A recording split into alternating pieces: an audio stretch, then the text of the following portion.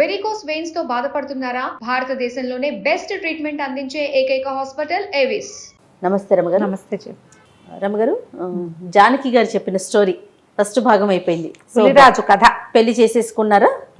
బయలుదేరుతారు ఆ ఆలయం దగ్గరికి. పెళ్లి చేసుకున్నారు, పిల్లాడు రాత్రిపూట. వాళ్ళిద్దరు వాళ్ళ ఇంట్లో ఆ కోటలో ఉన్న అమ్మవారి దగ్గర, కోటలో ఏదో దేవాలయం, చిన్నది గుడి అలా ఉన్నాయి, దేవతా మందిరం అట్లా ఉన్నాయి. పెళ్లి చేసుకున్నారు, కలిసి ఉండేవారు. మెల్లిగా బయలుదేరారు. పగలల్లా పులిగా, రాత్రిపూట రాకుమారుడిగా మారుతూ ఒక్కో ఊరు దాటుకుంటూ ఆ ప్రత్యేకమైన ఆ అమ్మవారి దేవాలయం కోసం వెళ్ళటం మొదలుపెట్టారు. వీళ్ళకి అదేదో వింధ్యాటవి అంటే అది ఎక్కడికో వెళ్ళాలి. మధ్యలో ఎన్ని ఊళ్ళో దాటారు, ఎక్కడ తిండి దొరికితే అక్కడ తిన్నారు. డబ్బులు పట్టుకెళ్ళటానికి ఆ పిల్లకి అంత తెలీదు కూడా. అతను పగలైతే పులిగా అయిపోతాడు, రాత్రిళ్ళు ప్రయాణం సాగదు. రాత్రిపూట ప్రయాణం కుదరదు కదా అడవుల్లో. అక్కడి నుంచి రాత్రిపూట మధ్యలో ఏదైనా ఊరు దొరికితే అక్కడ వాళ్ళ ఎవరిళ్లలోనో కొంచెం ఆశ్రయం పొందటం, ఆహారం ఏది దొరికితే అది తింటాం. అట్లా వెళ్ళగా చివరికి వాళ్ళకి ఒక దేవాలయం కనపడితే ఇదే అయ్యుండొచ్చని భావించారు. కాకపోతే తెల్లారిపోయింది, ఇతను పూలైపోతే జనాలంతా కాకావికలే పరిగెత్తేశారు పులిని చూసేసరికి. అమ్మాయి వస్తుంది కానీ పక్కన అమ్మాయి పులి కలిసి వస్తున్నారని అనిపించల. పులి వస్తుంది అనుకున్న ఆ పూజారి గబగబా గుడి మూసైపోయాడు. కానీ పులి వెతగా గాండ్రించి అతన్ని భయపెట్టి మొత్తానికి గుడి తెరిచి ఉంచేలాగా చేసింది. తీరా వెళ్తే వాళ్ళకి కనపడింది పెద్ద సమున్నతాకారంలో ఉన్న అమ్మవారి విగ్రహం. ఆవిడట ఓ కాలు పైకి ఓ కాలు కిందకి పెట్టు కూర్చుంది. పెద్ద పెద్ద కడియాలు ఉన్నాయి ఆ విగ్రహానికి, ఇంకేం కనిపించట్ల. అదే వింధ్యవాసిని అమ్మవారి దేవాలయం. సరే, అక్కడి నుంచి ఆ పూలు అక్కడ కూర్చుని ఉంటే ఈ అమ్మాయి పోయి బయటికి వెళ్ళి, ఆల్రెడీ పూజారి దీపారాధన అది చేసేసి ఉన్నాడు. పొద్దుటిపూట కదా, చుట్టుపక్కల అక్కడి నుంచి వెతుకొచ్చి కాసినన్ని పువ్వులు కోసుకొచ్చింది, పళ్ళేవో పట్టుకొచ్చింది. ఇక గుళ్ళోకి వచ్చి అమ్మవారిని యథావిధిగా అర్చించి, బ్రాహ్మణ పిల్లే కదా కొంచెం పూజా విధానం వచ్చు, ఆ ఉన్న దీపారాధనతో మెల్లిగా అగరవత్తులు అవి వెలిగించి, టెంకాయలు ఏవో పెట్టుంటే అవి కూడా కొట్టి ఇవి నివేదన చేసింది. సాయంకాలం వరకు వీళ్ళే ఉన్నారు. జనాలు మధ్యలో వచ్చి చూస్తున్నారు, పూలు ఉందని పారిపోతున్నారు. రెండో రోజు పొద్దున్న చూశాడు అర్చకుడు, పూలు అక్కడే ఉంది. పూలు ఉందని టమ్కేశారు. ఆ పులిని అక్కడి నుంచి తరమడానికి ఏ ప్రయత్నమో వాళ్ళు చేయలే. వాళ్ళకి దగ్గరలో రాజాస్థానం కానీ ఏమీ లేదు. అడవి మధ్యలో కొన్ని చిన్న ఊళ్ళ సమాహారం మధ్యలో ఈ దేవాలయం ఉంది. చిన్న ఊళ్ళలో నుంచి ఎవ్వరూ ఏ ప్రయత్నమూ చేయలే. పులిని తరమాలంటే వేటగాళ్ళు కావాలి, అవన్నీ చిన్న ఊళ్ళు. అక్కడికి పులి సంచారం అలవాటు ఉన్న అడవి కాదది. ఈ పులితో ఏం చేయాలో వాళ్ళకి తెలియద్దు. అక్కడి నుంచి రోజు పూజ చేసుకునే వాళ్ళ పళ్ళు కోసుకొచ్చేది పిల్ల. రాత్రిళ్ళు భార్యాభర్త కూడా సగం ఉండేవారు. తెల్లారేసరికల్లా మళ్ళీ అతను పూలైపోయేవాడు, అమ్మాయి పువ్వులు కోసుకొచ్చేది, పూజ చేసేది. ఇట్లా 48 రోజుల పాటు అక్కడే ఉండిపోయి ఆ దేవాలయంలోనే పూజ చేస్తూ ఉన్నారు. నిరాటంకంగా చేయగా 48 రోజులు గీతలు గీసుకుని లెక్క పెట్టుకున్నారు. లెక్కలు ఎట్లా తెలుస్తాయి వాళ్ళకి? మా దేవాలయంలో అక్కడ ముగ్గేసే శుద్ధలు లాంటివి కనపడితే ఒక గీట్లు పెట్టుకుని 48 రోజులు పూజ చేశారు. పూజ చేస్తే 48 రోజులు అయ్యేసరికల్లా అమ్మవారి విగ్రహంలో కళ పెరిగినట్టుగా ప్రత్యేకంగా కనపడుతోంది. ఈ రోజుతోటి 48 రోజులు పూర్తయినాయి అని అనుకుని అమ్మవారి పాదాలకేసి పరీక్షగా చూస్తే ఆ కడియాలున్నాయి విగ్రహానికి. దాని వెనకాల ఒక సన్నటిది తీగ లాంటిది ఒకటి కనపడుతోంది.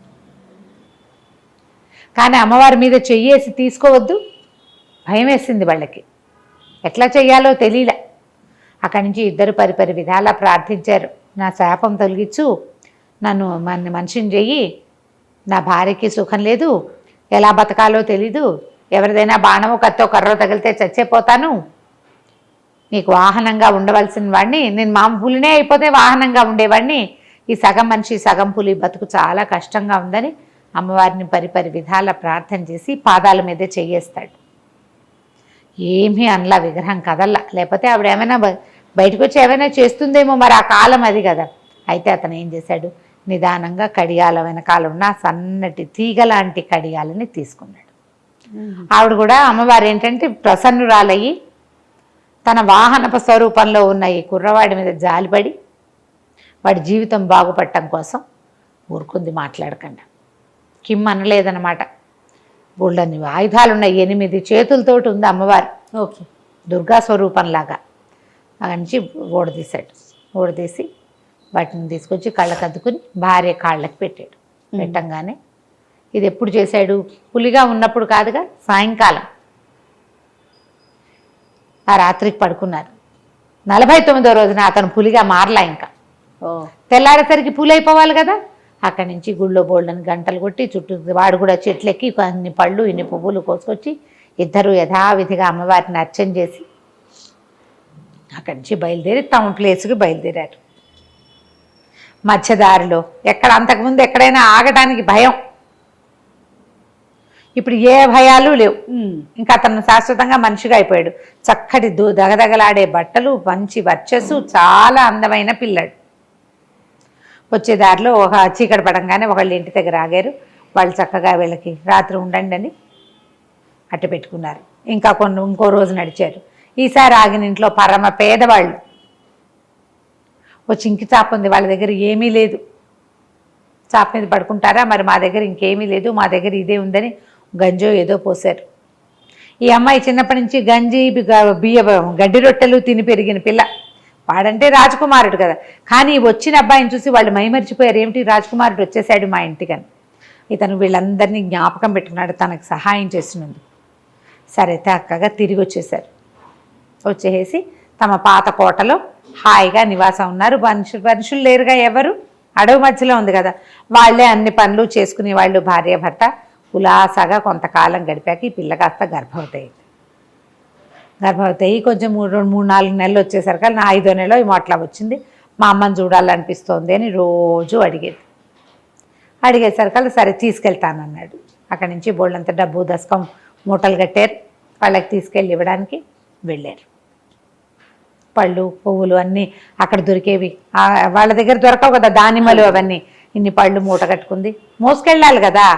అమ్మాయి పళ్ళు పట్టుకుంది, అతనేమో మణులు మాణ్యాలు ధనం కొంత పట్టుకున్నాడు. నగలు నాణ్యాలు అత్తగారికి వదిన గారులకి అన్నీ పట్టుకుని ఇద్దరు చెరుకో మూట మోసుకుంటూ వెళ్ళేసరికల్లా ఈ పక్కని కుర్రాన్ని చూస్తే వాళ్ళమ్మ వాళ్ళు ఆశ్చర్యపోయి, అయ్యో నీ కడుపుడుక, ఆ పులిని చంపేసి ఎవడో కుర్రాన్ని పెళ్లి చేసేసుకుంది, ఇది అట్లా చేస్తారా, బ్రాహ్మణం ఓ పెళ్లి చేసుకుంటే వాడితో పాటు ఉండాలి. పులి నిన్ను పెళ్లి చేసుకుంటానని మానవ స్వరంతో చెప్పింది కదా, ఇట్లా చేసావు అంటే అప్పుడు అబ్బాయి చెప్పాడు, నేనే ఆ పులిని, ఒక శాప విమోచనం అయింది అని చెప్పాడు. సరే వాళ్ళు సంతోషించారు. అయితే ఇతని డబ్బులన్నీ మూటలు పట్టుకెళ్ళాడుగా, వాళ్ళకి ధనం ఇచ్చాడు. ఆయన పోయి ముసలాయన బయటికి వెళ్ళి బోళ్ళంద బియ్యము పప్పులు అన్నీ తెచ్చి చక్కగా రుచిగా వండి పెట్టి అట్టి పెట్టుకున్నారు. 2 పూటలు ఉన్నాక వెళ్ళిపోదాం అనుకున్నారు. ఈ అక్క చెల్లెళ్ళల్లో ఈ పిల్ల ఆఖరి పిల్ల కదా, పై పిల్లకి సేమ్ డిట్టో ఒక్కటే పోలిక. కంట్లో మాత్రం ఒక తెల్ల మచ్చ ఉంటుంది ఆ అమ్మాయికి, ఇదే పోలిక. ఆ పిల్లకి ఏమనిపించింది, బోసిని ఇది నేను ఒకేలా ఉంటాం, దీనికి ఇంత వైభోగమా, ఇంత చక్కటి మొగుడా, ఇంత సంపద, ఇంత హాయిగా కులాసాగా ఉంది అని చాలా కష్టంతో వచ్చింది. అయితే నేను కూడా వీళ్ళతో వెళ్తానని తల్లిని అడిగింది, కానీ తల్లి ఒప్పుకోలే, వద్దు వద్దన్నారు. అయితే అమ్మాయిని పురిటికి ఇక్కడే ఉండమంటే, కాదు మా ఇంటికి వెళ్ళిపోతాను, సహాయం ఎవరు లేరంటే వెళ్ళేటప్పుడు ఎవరినైనా సహాయంగా తీసుకుని వెళ్తామన్నారు. వీళ్ళు అడవికి దగ్గర ఊరు కదా, అవి వెళ్తుంటే ఎవరో వీళ్ళకు ఒక అమ్మాయి కనపడింది. ఎవరు లేరు, ఒకదాన్నే అడవిలో పుల్లలు ఏరుకుని తెచ్చుకుని పొట్ట పోసుకోవడానికి వెళ్తున్నానండి అనేసరికల్లా అతను ఏమన్నాడు, అమ్మాయి మాకు సహాయంగా ఉంటావా, కొంచెం పెద్దది అమ్మాయి, మా ఇంటికి రా, ఈ అమ్మాయి కడుపుతో ఉంది, రేపు ఎప్పుడో కనబోతుంది, చంటి పిల్లాడు పుడతాడు, పిల్లాడిని పెంచుకోవడానికి మాకు మనుషులు అవసరం, నేను కూడా మెల్లిగా కొంచెం సైన్యాన్ని డెవలప్ చేసేందుకు ప్రయత్నం చేసుకుంటాను, ఊళ్ళ నుంచి మనుషులను తెచ్చుకుంటా, నేను అటు ఇటు వెళ్ళాలంటే ఈ అమ్మాయికి ఒక తోడు కావాలి, క్రమంగా నేను తెచ్చిన మనుషుల్లో ఎవరినైనా ఒకరిని చూసుకుని పెళ్లి చేసుకుందు కానీ నువ్వు, మా తర్వాత మా కోట చూసుకునేందుకు నువ్వే మాతో ఉండని పిలిచాడు. పిలిచేసరికల్లా అమ్మాయి ఒప్పుకుంది, వీళ్ళతో పాటు బయలుదేరేసరికల్లా ఈ అక్క ఏం చేసింది, వాళ్ళంత దూరాన్ని నడుస్తుంటే వాళ్ళకి కొంత దూరాన్ని నడుచుకుంటూ ఇంట్లో తల్లికి చెప్పకుండా వీళ్ళు వెనకాల పడి వచ్చేసింది. దూరంగానే ఉంది. వీళ్ళు ఇంటికి వెళ్ళంగానే ఆ పూట రాత్రి పడుకున్నారు. అక్క లోపలికి రాల, అడవిలోనే వెళ్ళిపోయింది. అడవంతా చూసుకుంటూ ఉందన్నమాట. రాత్రి ఏదో చెట్టు ఎక్కి పడుకుంది. వాళ్ళకి ఏం భయాలు లేవు, అడవి దగ్గరలో ఉన్నారు కదా. తెల్లవారిన తర్వాత అబ్బాయి ఏమన్నాడు, నేను వెళ్ళి మనకి ఇంతకుముందు సహాయం చేశారా 2 కుటుంబాల వాళ్ళు, రాత్రిళ్ళు పడుకున్నాం, వాళ్ళ ఇళ్లలో కొంత ధనం ఇచ్చొస్తా. తర్వాత వాళ్ళ దగ్గర ఎవరైనా పని వాళ్ళు, సహాయకులు, సైనికులు వాళ్ళు ఉంటే మనం ఇక్కడ రాజ్యాన్ని పెద్దది చేసుకుందాం మెల్లిగా. నీకు ఈ తోడు ఎక్కొచ్చింది కదా, పని మనిషి సహాయం ఎలాగో ఉంది కదా, ఆమెను తోడు ఉంచుకుని నువ్వు ఉండమంటే ఆ పిల్ల బతిమలాడింది కానీ పర్వాలేదన్నాడు. వెళ్ళాడు. అమ్మాయి వద్దు వద్దు ఒకదాన్నే ఉండలేనంటే ఈ అమ్మాయి తోడుంది కదా అని బతిమలాడాడు. సరే బాగానే ఉంది, ఉన్నారు. ఉన్న తర్వాత ఏమైంది, అతను వెళ్ళిపోయాడు. వెళ్ళిపోతే అతను వెళ్ళిపోవటం చూసి ఈ అక్క వీళ్ళ ఇంట్లోకి వచ్చింది. ఇంట్లోకి వచ్చి చెల్లెల్ని పలకరించింది. ఇద్దరు చాలా సంతోషించారు. ఒకే పోలిక, ఆడుకుంటూ పాడుకుంటూ ఉన్నారు. ఈ పని అమ్మాయికి తెలిసింది అక్క కూడా వచ్చింది అని. రోజులు గడుస్తుంటే అమ్మాయికి 5 నెలలు వచ్చినాయి. మెల్లిగా నెలలు పెరిగినాయి.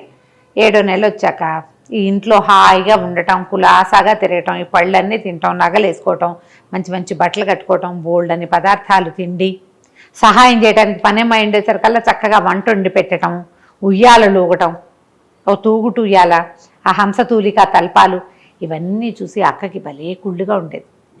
ఎలాగైనా దీన్ని తప్పించి దీని ప్లేస్లోకి వెళ్ళిపోవాలి, నేను ఆ రాజకుమారుడితో సుఖాన్ని అనుభవించాలి అని పుట్టేసింది. అయితే ఏంటంటే వీళ్ళ కోటలో కొంచెం వెనకగా నుయ్యులు బావులు ఉన్నాయి కదా, ఒక పెద్ద బావి ఒకటి ఉంది. అయితే ఒక పూట ఏం చేసింది, బావిలోకి చూద్దాం, బావిలో ఏముందో చూద్దామని చెల్లెల్ని అక్కడికి తీసుకెళ్ళింది. వీళ్ళకి 2-3 బావులు ఉన్నాయి. ఈ పెద్ద బావిలోకి గిలకేసి వెళ్ళాలి, లోపలికి తీసుకెళ్ళాలి నీళ్ళకి. ఆ ఇద్దరు బావిలోకి చూస్తున్నారు. వీళ్ళు బావిలో ఒక తాబేలేదో కనపడుతోంది. బొక్కనేసారు లోపలికి, గిలకలోకి ఒక చిన్న బకెట్ లాంటిది వేశారు. వేసేసరికి తీయబోయారు. తీయబోతే తాబేలు రాల. చెల్లెలు భలే ఉత్సాహంగా దాని మీదే ఇంట్రెస్టింగ్గా, ఆ వయసు ఎంత పెద్దది, 16 ఏళ్ళు ఉన్నాయి, అంతకంటే లేవు కదా, అది ఇంకా ఉత్సాహంగా బావిలోకి తొంగి చూసింది. అక్క ఏం చేసింది, చటుక్కన దాని కాళ్ళు ఎత్తి తోసేసింది బావిలోకి. తోసేసి ఏం చేసింది, తనే ఒక పాత దుప్పటిని చీర కింద పెట్టుకుని కడుపుతో ఉన్న అమ్మాయిలాగా కనపడడం మొదలుపెట్టింది. ఈ పని అమ్మాయి అక్కా చెల్లి ఒకేలా ఉన్నారని తెలిసింది కానీ ఆ కోలికలో మచ్చుంది అనేది అమ్మాయి గమనించాల. మధ్యాహ్నం దాకా అటు ఇటు తిరిగాక సాయంకాలం చీకటి పడ్డాక అక్కేదమ్మా అని అడిగింది. ఈ పిల్ల పొట్టెత్తుగా ఉంది కదా, ఉండేసరికల్లా మా అక్కయ్య ఇందాకే మధ్యాహ్నం మా అక్కయ్య ఊరికే అలాంటిది తిక్కది, మా నాన్న జ్ఞాపకానికి వచ్చాడది, వెళ్ళిపోతానంది అంటే, అయ్యో ఒకదే ఎట్టా వెళ్ళిందమ్మా అంది. ఒకతే రాలా, అట్లాగే వెళ్ళిపోయింది అని చెప్పింది. ఈ 7వ నెల వచ్చింది. 2 నెలల తర్వాత అతను వచ్చాడు. అమ్మాయికి 7 నెలలు అనుకున్నాం కదా, వచ్చాడు. ఈ భార్యని గుర్తుపట్టల, పెళ్ళామని అనుకున్నాడు. ఈ గర్భవతిగా ఉంది కదా, దానికి అవి ఇవి తినిపించి ఉయ్యాల్లో కూర్చోబెట్టి ఊపి కబుర్లు చెప్పేవాడు. అక్కడి నుంచి కొంతమంది పని వాళ్ళని ఎవరినో తీసుకొచ్చాడు, కొంతమందిని తెచ్చాడు. అందరికీ వంటలు చేయటము, ఆ హడావిడి వాళ్ళు ఎస్టాబ్లిష్ చేయటము, చుట్టుపక్కలంతా బాగు చేయించడము, ఆ పనిలో ఉన్నాడు. వారిగా ఆరోగ్యము కుశలము కనుక్కుంటూ ఉండేవాడు. పని అమ్మాయి మామూలుగా యథావిధిగా పనిచేసేది. ఈ అమ్మాయి ప్రెగ్నెన్సీ ఉన్నట్టుగానే కొంచెం నెల పెరిగినట్టుగా నటించి చెల్లెల్లాగానే నడుమీద చేయి పెట్టుకుని అటు ఇటు తిరుగుతూ, రాత్రిపూట ఎలాగో భర్త దీని దగ్గరికి రాడు, అతనేదో పనులలో ఉంటాడు, కులాసాగా పడుకుని నిద్రపోతూ ఉండేది. అయితే ఏమైంది, ఆ 9వ నెల వచ్చింది. ఇకనో ఇప్పుడో కంటుంది అమ్మాయి అనుకుంటున్నాడు అతను, కనేస్తుంది అని. ఇంకా కనే పొద్దులు రాలేదు. అయితే ఏమైంది, బయటంతా బాగు చేయిస్తున్నాడు కదా, ఈ బాగు చేతల్లో ఏం చేశాడు, బావులు కూడా శుభ్రంగా పూడికి తీద్దామని ముందు 2 చిన్న బావులు, వాళ్ళు రోజు వాడుకుంటున్న బావుల్లో నీళ్లు చూసి అక్కడి నుంచి పెద్ద బావిలో నీళ్ళు ఎట్టా ఉన్నాయో చూద్దామని చూశాడు.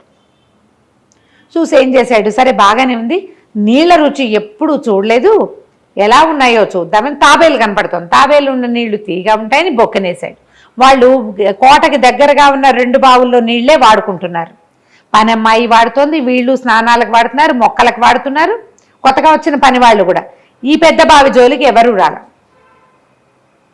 బావిలో బకెట్ వేసాడు. బకెట్ వేసేసరికి నీళ్లు కలకలా కదిలితే లోపల నుంచి ఒక సన్నగా పాట వినపడుతోంది. జో అని జోల పాట. పులిరాజు కొడుక హాయిగా నిద్రపో అని వినపడుతోంది.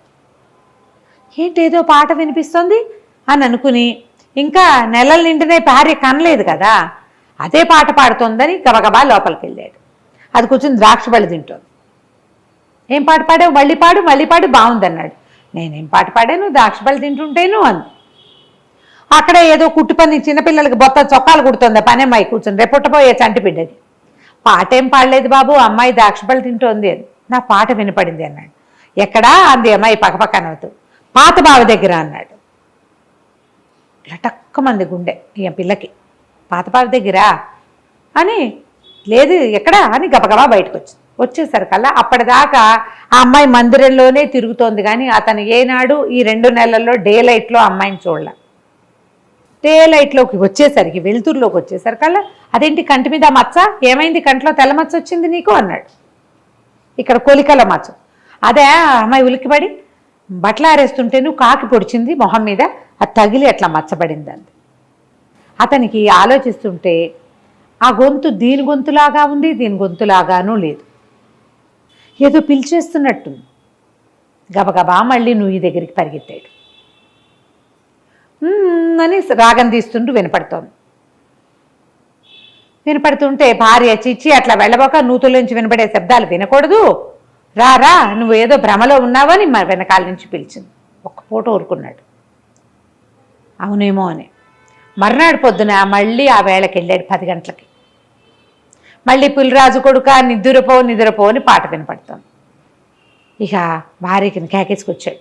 రా మీ ఇద్దరు రండి, ఏదో వినపడుతోంది వినండి అంటే పాట అయితే వినిపిస్తోంది. అమ్మాయి నీ భ్రమ అంటే పని అమ్మాయింది. భ్రమ ఏమిటి, అంత బాగా వినపడుతుంటే నీ గొంతే అక్కడ వినిపిస్తోంది అన్నది. అనేసరికల్లా ఇక ఆగలేపోయాడు. దూకి చూస్తాను నేను, ఏముందో చూస్తానంటే వద్దు బావిలో మునిగిపోతావు, పైకి తేలను కూడా తేలవు, నువ్వు చెల్లెలు తేలలేదు కదా, అందుకని తేలవు, బోళ్ళంత లోతు, వద్దు అని పదే చెప్పింది. చెప్పినా సరే ఇంక వాడు వినలా. నిండు గర్భంతో ఉన్నట్టుగా నటిస్తున్న అమ్మాయిని చూస్తూ ఇదేదో నన్ను మోసం చేస్తోంది ఏమో, అది కాదేమో అనిపించడం మొదలుపెట్టింది. అమ్మాయి గట్టిగా గొంతు పెంచటము, అరవటం, నీకు భ్రమ పిచ్చ కింద నీకు అని అరుస్తుంటే, ఇదేంటి నా భార్య ఎప్పుడూ అరిచింది కాదే, పులి పక్కన నడిచొచ్చిన రోజును కూడా అది అరవలేదు భయంతో. ఈ గొంతు ఈ అరుపు ఈ అమ్మాయిది కాదనిపించేసింది. తేడా తెలిసింది, ఏదో ఉంది తేడా, అదేంటో తెలియదు. వాడికి ఏమనిపించింది, ఇది అడవి, ఏ భూతమో నా భార్యను ఆవేశించింది అనిపించేసింది. అంతేగాని మనిషి మారిపోయిందన్న ఊహ రాలా, అంత తెలియదు కదా. ఏం చేశాడు, దభేల్మని నూతులోకి దూకేసేసరికల్లా అతను అడవి ఈ బావిలో ఒక అరుగు లాంటిది ఉంది లోపల. ఆ అరుగు మీద పడ్డాడు. పడంగానే ఆ అరుగుకి నీటి కింద ఉందన్నమాట అరుగు. ఆ లోపల ఒక తలుపు లాంటిది ఉంది. ఆ తలుపు తెరుచుకుంది. లోపల నుంచి పాట వినపడుతోంది. నిద్రపో పులిరాజు కొడుక అల్లరి చేకు అని ఇట్లా సంగీతం. పరిగెత్తుకుంటూ వెళ్ళేసరికల్లా ఒక 10 రోజుల పసిగుడ్డుని ఎత్తుకుని తన భార్య అక్కడ కనపడింది. చంటి పిల్లాడు. ఆశ్చర్యపడి, ఇదేంటి నువ్వు ఇక్కడున్నావు, పైన ఉన్నావు కదా, నా పక్కనే ఉన్నావు, ఇంకా నీకు కాన్పైనా కాలేదు, ఇక్కడ పిల్లాడు ఎలా వచ్చాడు, కాన్పెందుకు కాలేదు, 10 రోజుల నాడు కాన్పైపోయింది, నేను ఇక్కడ పడి 2 నెలలు పైన అయింది అని చెప్పి ఆశ్చర్యపోయాడు. అదేంటి అట్లా ఎట్లా పడ్డావు అంటే, ఆ పైన ఉన్నది మా అక్కయ్య, అది నన్ను తోసేసింది చెప్పేసింది. మామూలు బావి అయితే నేను చచ్చిపోయేదాన్ని, ఇది ఏదో విచిత్రమైన బావి, ఆ లోపల పెద్ద తోట, పెద్ద కోట. ఓహో, చిత్రమైన బావి. ఆ అరుగు మీద పడితే ఆ తలుపు తెరుచుకుంటుంది. ఇది నాగులది ఆ కోట. ఒక నాగరాజు భార్య ఉన్నారు. నేను ఇందులో పడంగానే తలుపు తెరుచుకుంది. నేను నడుచుకుంటూ వచ్చాను ఇటు. నీళ్లు కాసేపే ఉంటాయి, తర్వాత అంత ఎక్కువ నీళ్లు ఉండవు. ఆ బయటికి కనపడతాయి పైకి, కానీ కింద నీరు ఉండదు, సన్నటి జాలే ఉంటుంది. లోపలికి వెళ్ళాక ఇక నీళ్లు లేవు. నేను నడిచి వచ్చాను. ఇక్కడే తోటలో ఏవో పళ్ళు కోసుకొని తింటే ఒక సర్పము భార్య ఉన్నారు, ఒక నాగరాజు భార్య. వాళ్ళే నన్ను ఆదరించారు, ఆహారం పెట్టారు. 2 నెలల నుంచి నేను ఇక్కడే ఉన్నాను. 7వ నెలలో పడ్డా, 9 నుండి కన్నాను అని చెప్పేసరికి అలా ఆశ్చర్యపోయాడు. అదే దాని కంట్లో మచ్చ ఉందంటే మా అక్కయ్యే, మేమిద్దరం ఒకేలా ఉంటాం, ఎక్కువ గ్యాప్ లేదు మా ఇద్దరికి, ఓ ఏడనర్థం పారుంది అంతే. ఒకేలా ఉన్నారు. అమ్మాయి ప్రెగ్నెంట్ లాగా నటిస్తోంది. తర్వాత ఏం చెప్పుండేది, పిల్లాడు పుట్టిపోయాడని ఏదో మాయ చేసేసేది అంతే కదా. అంతే. అక్కడ స్థిరపడిపోయేది వాడి భార్యలాగా. ఈ నూతిలో పడిన చెల్లెలు చచ్చిపోయింది అనుకుంది, 7 తేలలేదని నమ్మింది అనమాట. ఏదో అగాధం ఇది, లోపలికి లోతు, చెల్లెలు లోపల పడిపోయింది అని. అదేమో ఇక్కడ ప్రత్యక్షమై అక్కడి నుంచి ఆ నాగరాజు భార్య వచ్చారు. అల్లుడు గారని చాలా మర్యాద చేశారు. నువ్వు కావాలంటే వెళ్ళిపో, పిల్లాడిని మాత్రం అక్కడ పెట్టేళ్ళమన్నారు. పిల్లవాడిని మాకు ఇచ్చేసేయి అంటే, ఈసారి పుట్టే పిల్లల్లో ఒక బిడ్డను మీకు ఇస్తామని చెప్పి బయటకు వచ్చారు. బయటికి రావటం ఎట్లా, నీళ్ళలోకి దూకి వచ్చారు. వాడు దూకొచ్చాడు, అమ్మాయి నీటిలో పడిపోయి వచ్చింది. వీళ్ళు పైకి ఎలా వెళ్తారు? పైకి ఎలా వెళ్తారంటే, అప్పుడు నాగరాజు పైకి తన చెరచెర పాకొచ్చి, ఆ బొక్కెను ఉంది కదా తాడు, ఆ తాడుని పైన కట్టేసి కిందకి ఆ తాడు వదిలిపెడితే ఈ రాకుమారుడు ఆ తాడు పుచ్చుకుని తను పైకి వెళ్ళి, రాజకుమారుడు తర్వాత తన పిల్లాడిని ఆ బొక్కెన్లో పెట్టించుకుని పైకి తెచ్చుకుని భార్యను కూడా అట్లాగే పైకి తీసుకొచ్చుకున్నాడు. తీసుకొచ్చుకున్నాక అప్పుడు ఈ వెంటనే పని వాళ్ళని కొంతమందిని తెచ్చాడు కదా, వాళ్ళతో సహాయంతో ఈ మర యాక్ట్ చేస్తుంది కదా బోధన్ గారు, వీళ్ళ అక్క, ఈ పిల్ల అక్క, ఆ అక్కనేమో ఒక చీకటి కొట్లో పెట్టించి మా మామగారు వాళ్ళని పిలుచుకురండి అని అక్కడికి పంపించాడు. పంపించేసరికి వాళ్ళు కుటుంబం, ఆ పిల్ల ఏదో అయిపోయింది అనుకుంటున్నారు, ఇక్కడికే వచ్చిందని వాళ్ళు అనుకోవటల్లా. అదే వాళ్ళు ఏడుస్తూ వస్తే మీ అక్కయ్య మిస్ అయిపోయింది అని ఏడుస్తూ కూతురుని కావలించుకున్నారు, చంటి పిల్లాడిని ఎత్తుకున్నారు. ఎక్కడికి తప్పించుకోలేదు, మా దగ్గరే ఉంది, ఇంత పని చేసింది అని చెప్పేసరికల్లా వాళ్ళు కేకలేశారు. పిల్లని అది చేస్తాం ఇది చేస్తామంటే ఇతను వారించాడు. ఎందుకండి, నేను చాలా బాగున్నామని మా సంపద తన కూడా కావాలనుకుంది అంతే కదా, పోనీలేండి పర్వాలేదు, మీరు మా దగ్గరే ఉండండి, వెళ్ళిపోవద్దు, మీ అమ్మాయిలందరికీ సరైన వాళ్ళని చూసి నేను పెళ్లి చేస్తాను అని చెప్పి చుట్టుపక్కల సామంత రాజ్యాలకి అక్కడికి ఇక్కడికి కబురు చేసి బ్రాహ్మణ కుటుంబాల్లోంచి యువకులను రప్పించి అందరికీ తలా ఒక పని ఇచ్చి తన కోటలో వదిన గారులందరికీ పెళ్లి చేశాడు. ఈ పులిరాజే రాజకుమారుడు. తర్వాత తన భార్యతో గంపెడు మంది పిల్లల్ని కానీ అందులో ఒక పిల్లవాడిని నాగరాజుకి కానుగ్గా ఇచ్చాడు. వీళ్ళ అబ్బాయే నాగుల రాజ్యంలో రాకుమారుడు అయ్యాడనమాట తర్వాత కాలం. కథ కంచికి మనం ఇంటికి. భలే ఉంది రమ్మగారు, చాలా బాగుంది, బాగా చెప్పారు ఆవిడ కూడా. అవునా? నమస్తే. నమస్తే చెయ్యి.